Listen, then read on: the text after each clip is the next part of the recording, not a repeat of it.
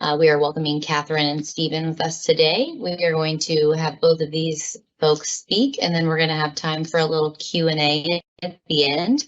If you have any questions, we would love to make this interactive. So in the right-hand corner of your Teams, there should be a little question mark, and you can simply click Q&A, and you can ask any questions, and if we have time, we'll make sure to get to them. So today we have Kathryn Rooney Vera with us. She is our Chief Market Strategist. Good morning or good evening, Kathryn. How are you doing today? Hi, Abby. Doing great. Thank you. Awesome. Great. It's wonderful to see you. Okay, Kathryn, take it away. Well, good morning, everyone. Happy to be sharing this platform and this bit of time with you. We are in the economic cycle. At any point, at any moment, we are there. Right now, my view is that we're in the fourth quadrant of this chart that you can see here. We are in stagflation, which is defined as below potential growth. Potential growth in the U.S. is 2.2, 2.4%. With sticky high inflation. And we know that's the case because here in the US, well, we have the release tomorrow, but the release is probably going to show inflation double the target. So certainly a deceleration, but still above target. The question, and I like to start top down with the economic cycle, is where do we go from here? And the takeaway from this chart, I think, should be over the course of the past 4 decades, the majority of those years we have lived in quadrant 2, which is Goldilocks. Goldilocks is low inflation and high growth. So it's important from a behavioral economics position to realize the frame of mind that current market participants, those of us who are currently living or have lived in the past 15 years, 25 years, have spent the majority of those years in quadrant 2. But we know this is an economic cycle, and that is infallible in the world of economics. Leading indicators is one of the best indicators of the turn of the next cycle. And I incorporate this graph just to indicate that over the past 5 decades or so, what we've seen is that we've never seen an instance where leading indicators is so persistently and so meaningfully negative in terms of year-over-year indicators, and not forecasted correctly a recession. Yes, there have been false starts, false positives, but they were a dip and a reversion back into positive territory. Let's see if, in fact, this time is different.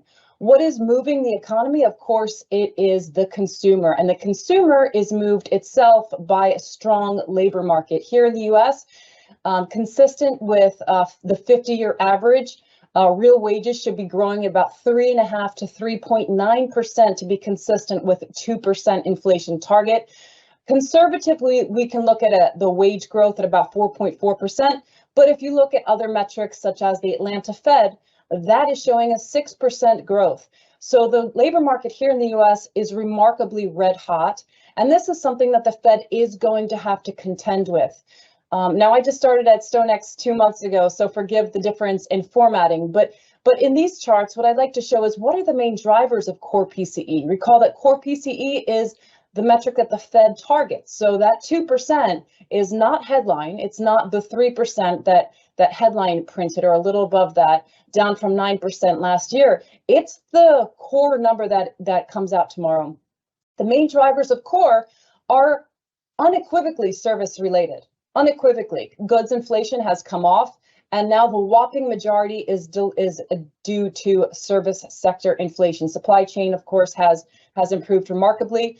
Now, why do I bring this up? And you can see my forecast here for year-end core PCE is about 4%. Could end 3.8, but still clearly above target. Why is service sector inflation so high and so unlikely to come down, sufficient to get the Fed to its 2% target for the foreseeable future? Well, because consumer confidence is high. As you can see in this graph, the misery index, this is an inverted scale on the right-hand axis, you can see has dropped meaningfully, which means that people are not miserable, quite the opposite. They're seeing an improvement in their 401ks, which are doing remarkably well. We are currently in a bull market in the S&P 500, and they're seeing record low or near record low unemployment rate, as well as positive real wages. That means that wage growth is exceeding inflation. The interesting thing here, and perhaps in fact, we can declare that this time is different, is that the Fed has hiked 525 basis points over a period a little over 1 year. And we've seen that make some significant differences in mortgage rates. Here in the US, I can tell you myself, 3 years ago, I got a jumbo fixed 30-year loan, a little above 2.5%. Now, mortgage rates in the 30-year fixed space are 7.2%. Mortgage defaults and delinquencies, even though home prices are still very high, not growing at the double-digit rate that we saw during COVID, we have not seen any defaults. We have not seen any delinquencies as yet in the housing market. Same if we look at car loans. Same thing if we look at consumer lending. Banks have tightened lending standards very significantly, and you can see this in the upper right-hand side.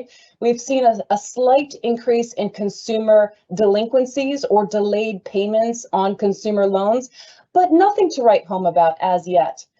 Business and consumer confidence are still moving significantly higher. The good news here is that this is not 2008 in the sense that neither the banks are in the same position nor the consumer. The U.S. consumer has a significant amount of liquidity still that has not yet run off from the enormous stimuli, both monetary and fiscal, that was injected into the economy over COVID. And household leverage is ticking up, but still is nothing compared to previous times. The fiscal deficit is also very, very stimulative, while the Federal Reserve is rolling off its assets and continues to do so. The interesting thing, however, and they started this more than a year ago, is that it's almost irrelevant how much has rolled off the balance sheet. Meanwhile, as rates go higher, interest payments how much the U.S. government has to pay to service their debt has jumped enormously. Now we're talking about 3.6% of GDP is currently being spent on payment of interest. And I put in an interesting chart here which shows Treasury securities being held by China. So we continue to monetize this debt, then let's keep hoping that China continues to buy it. All that said, break-even inflation are still remarkably contained. They're slightly above the 2% target. I like to look at the 5, 10-year, even 30-year space just to show that inflation expectations are remarkably anchored. And we're going to finish here with the investment strategies. And I touched just briefly here on equities, just to show you which sectors historically outperform. And this has been the case. Last year, we saw the defensives do very well. In this year to date, they've done terribly, and the cyclicals have done fantastic. So one has to ask themselves, where are we again in the economic cycle? And once again, I love this chart. I have one for large cap equities and one for fixed income. Fixed income is on the next page, but large cap real return in each economic cycle. So the size of the bubble with the year in the middle of it tells us the return size. So of course, in the Goldilocks second quadrant with low inflation and high growth, large cap performs beautifully. However, if we are in stagflation and moving towards recession, then it's time to reallocate portfolios and move potentially towards the fixed income space. S&P 500 is, in my view, and the data show, currently overvalued. It's about to break 3 standard deviations from the 1-year moving average mean. Fixed income real returns, as you can imagine, in recessions generally do well. And the 10-year yield is less egregious in terms of its standard deviation. What the yield curve is telling us, we can talk about that with Steve, but it's enormously inverted. It's about 110 basis points last I checked. And developed markets yields just keep going higher. In emerging markets, very interestingly, and I'll finish here with one more slide. Emerging markets have done very well. Why? Because this is a risk-on environment. The dollar has weakened of late, and that has been favorable for flows into the emerging market space. They've gotten it right. Brazil hiked over the course of a year and a half, more than 1,000 basis points, and Latin America specifically effectively curbed inflation entirely, and this year has already started to cut rates. High yields versus emerging markets. You can see emerging markets are trading at a tighter spread than even high yields. And with that, I will finish and I will pass it to Steve Gola. Thanks, Kathryn. Great introduction, and in particular pointing out the leading economic indicators pointing you kind of in one direction, but the resilience of the consumer and maybe even confidence in the other, which is what makes this market so tricky these days. From there, I'll pick it up with some thoughts on the FOMC and thoughts on the fixed income and in particular the U.S. rates market in particular. By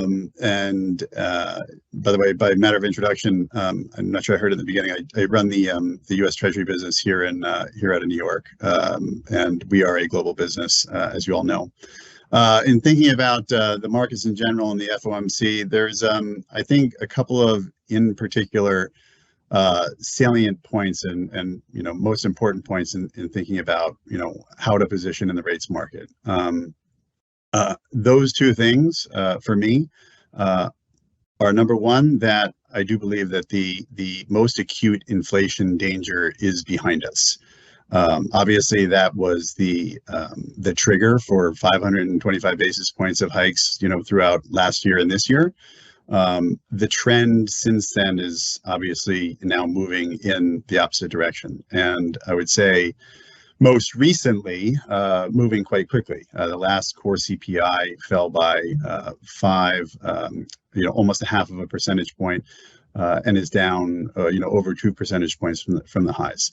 As Kathryn points out, we're still a far cry from where the Fed wants us to be. But of course, they're encouraged, and I think any market long should be encouraged by the fact that the trend is now certainly down. Also looking at month-over-month readings, instead of the 0.5 and 0.6% month-over-month readings, down to the 0.1s and 0.2s, and barely at the 0.2s. So that's one item that's kind of guiding my thinking around rates. Another one is kind of the Fed's posturing, its own posturing. There certainly could be lots of debates had over whether or not policy is in fact restrictive. To argue against it first, I would say certainly, the VIX trading where it's trading is not a level traditionally related to a restrictive environment. Nor are financial conditions, the different measures you can look at, nor are they pointing to a particularly restrictive backdrop. I think the Bloomberg Financials Conditions Index recently moved to the highest level since I think early 2021. So the easiest level since early 2021. And then, well, there's different measures of restrictive. One that I like to look at, and this might point to the resilience of the consumer, is when historically you can look at the nominal GDP in the U.S. versus nominal 10-year yields in the U.S. And take a look at that spread for some measure of restrictive. How strong is the economy? Also in connection with inflation, relative to 10-year yields. And, today, for example, we just had real GDP come out above expectations near 2.5. I mean, frankly, we're still at inflation, around, if you're looking at core, around 4. So you're looking at, nominal GDPs in the areas of 6, 6.5. Whereas nominal 10-year yields obviously are, 4%. So you have a 250 basis point spread of nominal GDP over 10-year yields. And that level is consistent with some of the easiest financial conditions of the entire period from 2000 to 2018. So by that measure, also not restrictive. That being said, and one measure that the Fed is looking at is certainly real yields and the real funds rate. And right now with if we've got a real funds rate of around positive 50 basis points. That's where it was back in 2018. In fact, I think it's even higher now, closer to positive 75 basis points. That's where it was back in 2018 before we ran into some issues. That's the highest level since 2006. Since 2006, you were in the positive 200 basis point area. Obviously, we know what kind of issues we ran into in 2007, 2008. And I think that's something that the Fed is looking at, this real funds rate. Powell in particular mentioned when asked about restrictive in his post FOMC press conference, specifically pointed to 2-year real yields. So obviously, I mean, those in the neighborhood of positive 3%, also you're looking at numbers back to the 2007-8 period. So importantly, it's not whether, and when thinking about how to deal with the markets, it's not whether I think policy is restrictive, it's whether or not the Fed thinks that policy is restrictive. And so as a guiding principle for where is policy ahead, I think for sure, and not that this isn't priced to some degree, but there is some nuance in thinking that, okay, the Fed is now your friend again. The hurdle for raising rates is, arguably higher than the hurdle for easing rates. In that context, thinking about the next, several quarters, if inflation continues down, even a steady policy rate will become more restrictive, with each time that inflation comes down. So if you think about where the Fed thinks R star is, or the neutral rate, they routinely talk about this goal of having, a 2% long run average inflation. And they also talk about a long-term neutral funds rate of around 2.5. So you can say a positive real funds rate of about 50 basis points is their target. And so, as I said, if inflation continues to come down over the next several months or quarters, and policy even stays here, they'll be increasingly restrictive, which is, I would think would be, supportive for the argument of recession. We don't know if it happens. Obviously, the consumer seems very resilient at this point. But the odds have to be increasing. So, for that reason, I mean, and there's a few others, of course, still, but, history would tell you that history of the 2000, the 2006, the 2018 cycles would tell you that the peak in yields happens, plus or minus 30 days from the last, Fed hike. So, there's history on your side as well. There are some other things in the more near-term horizon, which I can get to in a second if people have questions around it, but like other things that just also pointing to a more constructive tone to markets, technicals as well. I mean, we've had, I think across all benchmarks, we're looking at 3-month trading ranges, and virtually every benchmark is around the 90th percentile in terms of cheapness in 60 to 80 basis point ranges over that period. So there's a number of things that kind of on a longer term horizon, or a kind of a tailwind for longs in the market, which I like. I can talk about curve points, as people are interested. I should point out too, I mean, on a very near term horizon, we do have core PCE tomorrow, and a few things to point out with respect to core PCE. One, core CPI last month, also referencing June, core CPI came in below estimates. Today, the quarter over quarter core PCE metric also came in below estimates. We always get that number the day before we get the month over month. And tomorrow, we're expecting another big drop in core PCE, another core inflation measure. That big drop is forecasted to be down to 4.2%, but it's worth pointing out that 50%,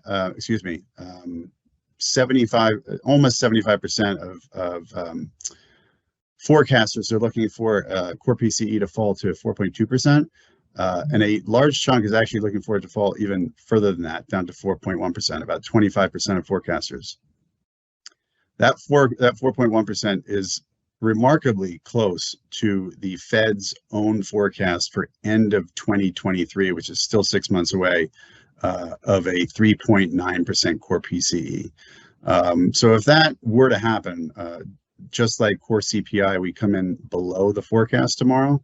I think that's obviously a near-term constructive number. I don't think people are thinking about it in the context of what the Fed is already forecasting, but as that starts to get pointed out, it is, I think, a near-term tailwind for the market.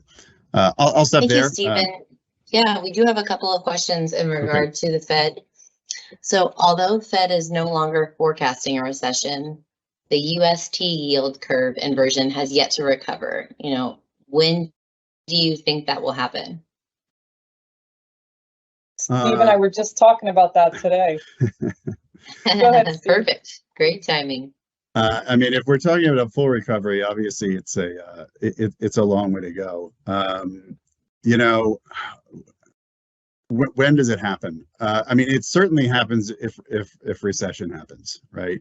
I think it's one of the challenges for the market right now is for the market rallying is just simply that the consumer has been so resilient, and for that reason, I mean, I think the Fed is, or that's one of the reasons the Fed's obviously reluctant to ease rates. I think a recession would solve all of that. I do think there's, in the Fed's mind, there must be some reticence to bringing the funds rate all the way down to zero where it was. I think in retrospect, they realized that was an enormous error to keep it there for so long. So, for that reason, and thinking about kind of what that terminal low is, again, it's going to be a challenge for the Fed. I mean, I think even a recession, in fact, I think recession is the only situation where you're getting inflation back down to 2%, but it's going to be a challenge for the Fed to try to get its head around bringing the funds rate, as low as it was in the past. For that reason, I think that the back end of the yield curve will be held up. The front of the yield curve, listen, there's a lot of negativity built into the front end of the yield curve right now. I think I don't want to call it re-inversion, but the re-flattening of the curve in the last couple of weeks, obviously we steepened out after a miss on CPI a few weeks back.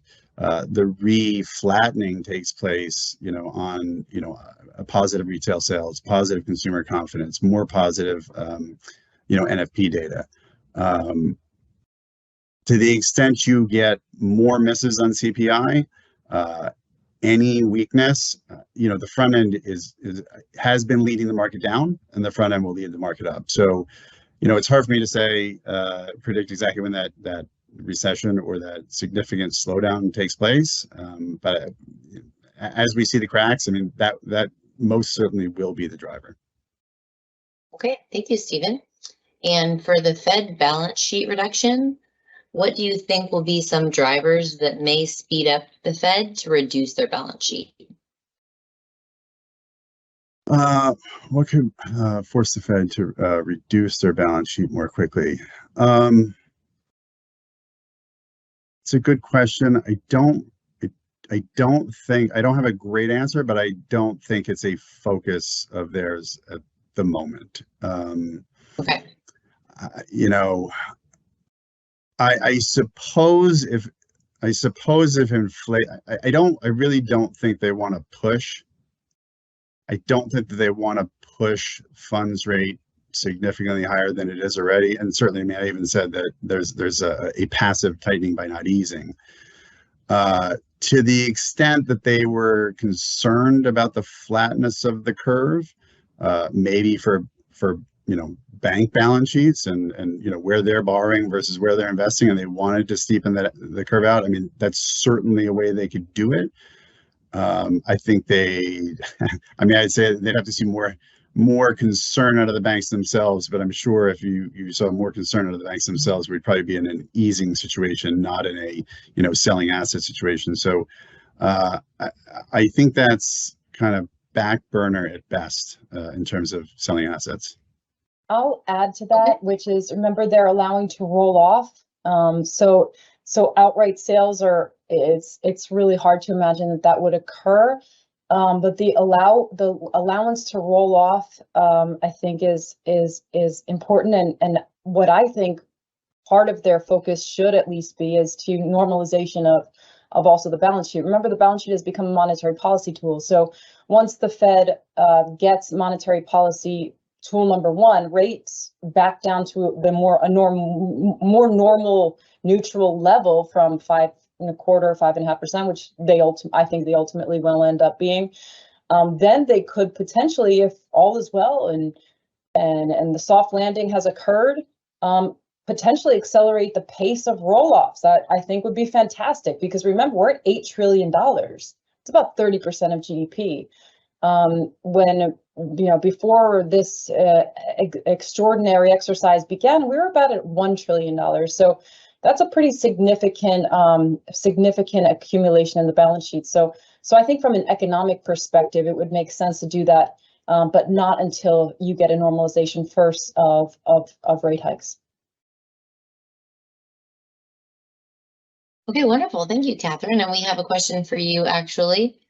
An article came out a couple of days ago saying that corporate net interest costs are still low as companies have benefited from locking in low interest rates in 20 and 21. Are we just kicking the can down the road when it comes to forecasting for recession, since eventually higher interest costs will hit corporates? That's an interesting question, because it's true. We have not seen a wave of defaults, which historically would have come already at this point of the cycle. We've had a Fed that's hiked enormously at a magnitude and a velocity that we haven't seen in decades. Yet we have not had that wave of defaults, not from the junk bonds, not from emerging markets, not from leveraged loans.